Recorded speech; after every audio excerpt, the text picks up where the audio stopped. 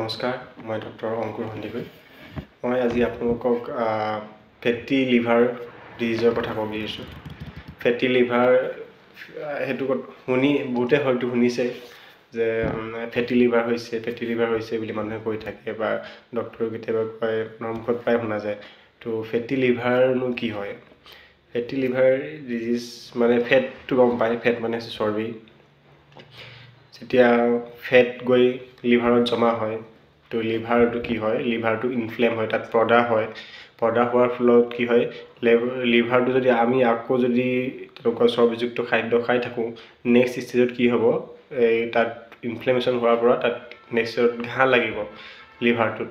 তাৰপিছত ঘাঁ লগাটো তাতো যদি আমি বৰ্জন নকৰোঁ চৰ্বিযুক্ত খাদ্য, তেতিয়া কি হ'ব, নেক্সট ষ্টেজত এই ঘাঁ লগাৰ পৰা সেইটো পাৰ্মানেণ্টলি ডেমেজ হৈ যাব, যিটো চিৰ'চিছ বুলি কোৱা হয়, লিভাৰ চিৰ'চিছ। তো লিভাৰ চিৰ'চিছৰ আকৌ নেক্সট ষ্টেজটো হৈছে লিভাৰ ফেইলাৰ। লিভাৰ ফেইলাৰটো মানে আৰু তাক উদ্ধাৰ কৰিব পৰা নাযাব, মোৰ কমপ্লিটলি মানে লিভাৰ ফেইল হৈ গৈছে।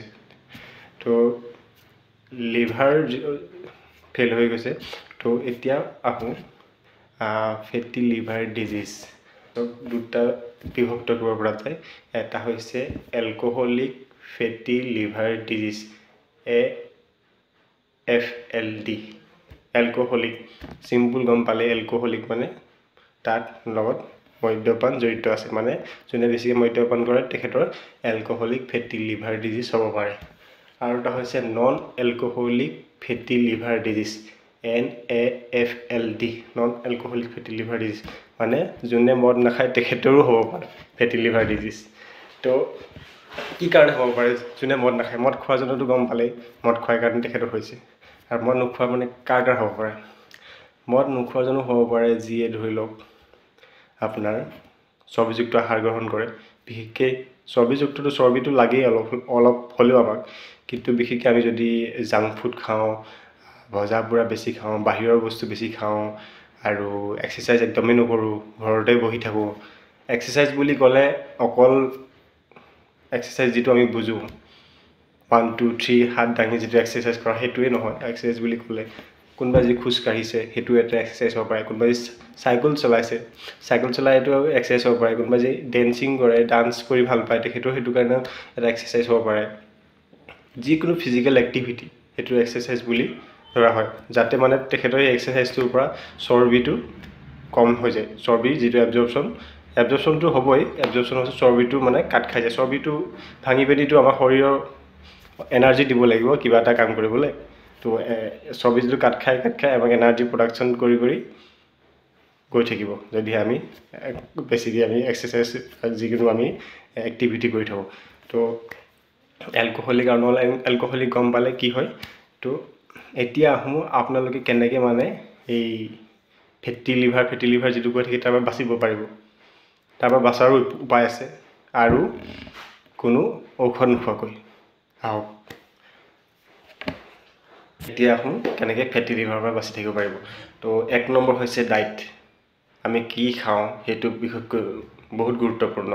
আমি যদি ফেটি বস্তু খাই থাকোঁ, চৰ্বিযুক্ত বেছি বস্তু খাই থাকোঁ, ভজা পোৰা বেছি খাই, তেলত ভজা পোৰা বেছি বস্তু খাই থাকোঁ, আমি যিমান এক্সাৰচাইজ কৰিলেও ফেটি লিভাৰ হোৱাৰ পৰা পৰিত্ৰাণ পাব নোৱাৰিম। তো ডায়েট বিশেষকৈ বহুত গুৰুত্বপূৰ্ণ দিব লাগিব।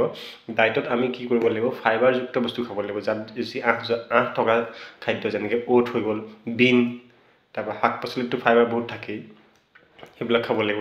লগতে আমি ওমেগা 3 ফেটি এচিড থকা খাদ্য খাব পাৰোঁ। ওমেগা 3 ফেটি এচিড কিছুমান মাছত থাকে, আৰু লগতে আখৰোটত থাকে ওমেগা 3 ফেটি এচিড। আৰু আমি প্ৰাকৃতিক কিছুমান ধৰি লওক ঘৰতে পোৱা ঔষধ মানে কি, এইটো ঘৰতে পোৱা আমি কিছুমান ব্যৱহাৰ কৰিব, যেনেকৈ আপোনাৰ হালধি কি কৰে, ইনফ্লেমেশ্যনটো কমায়। যেতিয়া আমাৰ ফেটি লিভাৰৰ ফলত মই যে ক'লোঁ ইনফ্লেমেশ্যন হয় বুলি, সেই ইনফ্লেমেশ্যনটো কম কৰাত সহায় কৰে, লগতে ফেট মেটাবলিজিমত সহায় কৰে, ফেট কমোৱাত সহায় কৰে। হালধি ব্যৱহাৰ কৰোঁ, কেঁচা হালধি হ'লে ভাল। আৰু আমি নহৰু ব্যৱহাৰ কৰিব পাৰোঁ। নহৰুৱে কলেষ্ট্ৰল আৰু ট্ৰাইগ্লিচাৰাইড কম কৰাত সহায় কৰে। নহৰু আপুনি একদম ৰাতিপুৱা খালী পেটতো খাব নালাগে। চবৰে ক্ষেত্ৰত এইটো প্ৰযোজ্য নহয়। কিছুমানে হয়তো খাব পাৰিব পাৰে, কিছুমানে নোৱাৰিব পাৰে, কিয়নো গেষ্ট্ৰাইটিছৰ যদি কাৰোবাৰ প্ৰব্লেম আছে তো ৰাতিপুৱা যদি খালী পেটত খাই দিয়ে হয়তো তেখেতৰ পেটত ধৰিব পাৰে, পেটত অলপ বিষ হ'ব পাৰে। তো সকলোৱে খাব নালাগে। যদি আপোনাৰ পেটৰ অসুবিধা আছে, গেছৰ প্ৰব্লেম আছে, তো একেবাৰে খালী পেটত নাখাব, ভাতৰ লগত খাওক, এক্সট্ৰাকৈ খাওক।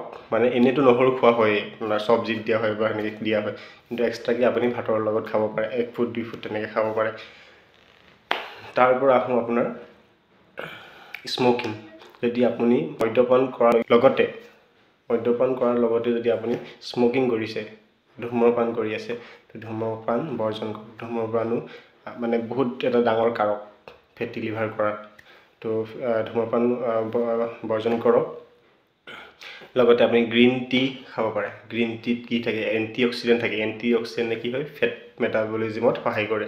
তো গ্ৰীণ টিও আপোনাৰ ফেট কমাই আপোনাক ফেটি লিভাৰৰ পৰা পৰিত্ৰাণ দিব পাৰে। তো এইখিনি যদি আমি মানি চলোঁ, সকলোবিলাক মানি চলাও সম্ভৱ নহ'ব পাৰে, কাৰণ সকলোৰে টাইমৰ কথা থাকে আৰু সকলোৱে একে টাইম ইমান দিব নোৱাৰিব পাৰে। কিন্তু আমি অলপ হ'লেও ধৰি লওক মদ খোৱাটো আমি বৰ্জন কৰিব, সেইটো আমাৰ হাতত আছে। চিগাৰেট খোৱা সেইটো আমাৰ হাতত আছে। খানাটো কি খাইছোঁ, আমি ফাইবাৰযুক্ত খাইছোঁ, সেইটো আমাৰ হাতত আছে। আমি নিজে যদি বনাই খাওঁ, আমি যদি বাহিৰৰ বস্তু নাখাওঁ, সেইখিনি আমি নিজে কৰিব পাৰোঁ। এক্সাৰচাইজ যদি আমি কৰিব পাৰোঁ, এক্সাৰচাইজ মই ক'লোৱেই আগতে যে এক্সাৰচাইজ আমি অকল যে এক্সাৰচাইজ যিটো আমি বুজোঁ সেইটোও নহয়। কোনোবাই যদি ৰাতিপুৱা খোজ কাঢ়িবলৈ গৈছে, কোনোবাই যদি চাইকেল চলাই ভাল পাইছে, চাইকেল চলাওক। কোনোবাই যদি ডান্স কৰি ভাল পায়, ডান্স কৰক। তো তেনেকৈও আমি ফিজিকেল এক্টিভিটিটো বঢ়াই পিনি আমি ফেটি লিভাৰ ডিজিজৰ পৰা পৰিত্ৰাণ পাব পাৰোঁ। আৰু এটা হৈছে আপোনাৰ ষ্ট্ৰেছ। আমি যদি বহুত ষ্ট্ৰেছ লৈ থাকোঁ, আমি যদি আজিকালিতো সৰু ল'ৰাৰ পৰা ডাঙৰ মানুহলৈকে ষ্ট্ৰেছ লয়।